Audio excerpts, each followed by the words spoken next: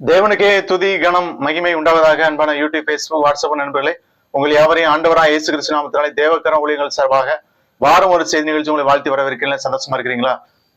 நீங்க எல்லாரும் சந்தோஷமா இருப்பீங்க கர்த்தருக்குள் விசுவாசிக்கிறேன். இந்த நாளிலும் செய்திக்கு நேராக நான் எடுத்துக்கொண்ட தலைப்பு The Lord is pleased with you. கர்த்தர் உண்மையில் பிரியமாய் இருக்கிறார் என்கிற தலைப்பிலே நாம் தியானம் செய்ய போகிறோம். அதற்கு ஆதாரமா எடுத்துக்கொண்ட வசனம் ஏசாயா 62:4 ஏசாயா 62:4 நீ இனி கைவிடப்பட்டவள் எனப்படாமலும் உன் தேசம் இனி பாலான தேசம் எனப்படாமலும் நீ எப்சிபா என்றும் உன் தேசம் பியூலா என்றும் சொல்லப்படும். கர்த்தர் உண்மையில் பிரியமாய் இருக்கிறார், உன் தேசம் வாழ்க்கைப்படும். கர்த்தர் உண்மையில் பிரியமாய் இருக்கிறார், உன் தேசம் வாழ்க்கைப்படும். நாம் ஒரு வேலையில் இருந்தால் அந்த மேனேஜரை பிரியப்படுத்த சில காரியங்கள் செய்வோம். அதே போல ஸ்கூலில் படித்தால் ஆசிரியர்களை பிரியப்படுத்த சில காரியங்களை செய்வோம். அரசியலில் இருந்தால் அரசியல் தலைவர்களை பிரியப்படுத்த சில காரியங்களை செய்வோம். ஆனால் நாம் ஆண்டவரை பிரியப்படுத்த நாம் என்ன செய்கிறோம்? கர்த்தர் யார் மேல் பிரியமாய் இருக்கிறார் என்று சொல்லி நாம் பார்க்கின்ற பொழுது, முதலாவது பார்க்கின்ற பொழுது கர்த்தருடைய சித்தத்தை செய்கிறவன் மேல் கர்த்தர் பிரியமாய் இருக்கிறார். அப்போஸ்தலர் 13:22 பின்பு அவர் அவனை தள்ளி தாவீதை அவர்களுக்கு ராஜாவாக ஏற்படுத்தி ஈசாயின் குமாரனாகிய தாவீதை என் இருதயத்துக்கு ஏற்றவனாக கண்டேன், எனக்கு சித்தமானவைகள் எல்லாம் அவன் செய்வான் என்று அவனை குறித்து சாட்சியம் கொடுத்தார் என்று சொல்லி நாம் பார்க்கிறோம். எனக்கு சித்தமானவைகள் எல்லாம் அவன் செய்வான் என்று சொல்லி கர்த்தர் சாட்சி கொடுக்கிறார் தாவீதை குறித்து.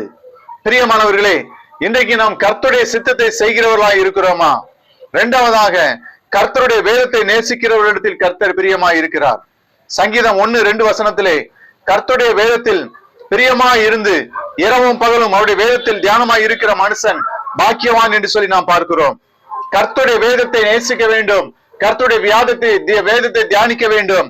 மூன்றாவதாக, கர்த்தருடைய கற்பனையை கைக்கொள்ளுவதில் கர்த்தர் பிரியமாய் இருக்கிறார். சங்கீதம் 119:35 உமது கற்பனைகளின் பாதையில் என்னை நடத்தும், நான் அதில் பிரியப்படுகிறேன். அவருடைய கற்பனை என்ன?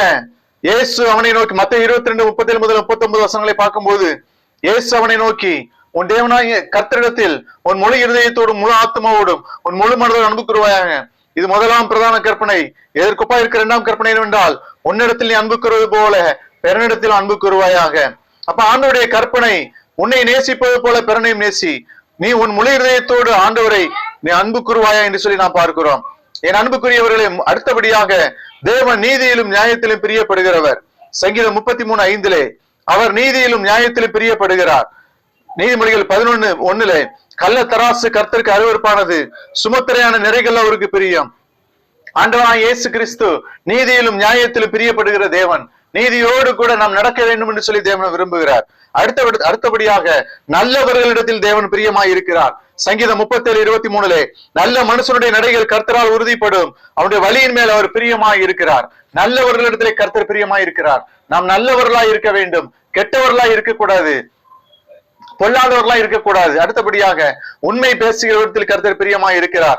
நீதிமொழிகள் 12:22 பொய் உதடுகள் கர்த்தருக்கு அருவருப்பானவைகள், உண்மையாய் நடக்கிறவர்கள் அவருக்கு பிரியம் என்று சொல்லி பார்க்கிறோம். ஆம் பிரியமானவர்களே, பொய் பேசுவது கர்த்தருக்கு பிடிக்காது, உண்மையாய் இருக்கிறவர்கள் தான் அவருக்கு பிரியம்.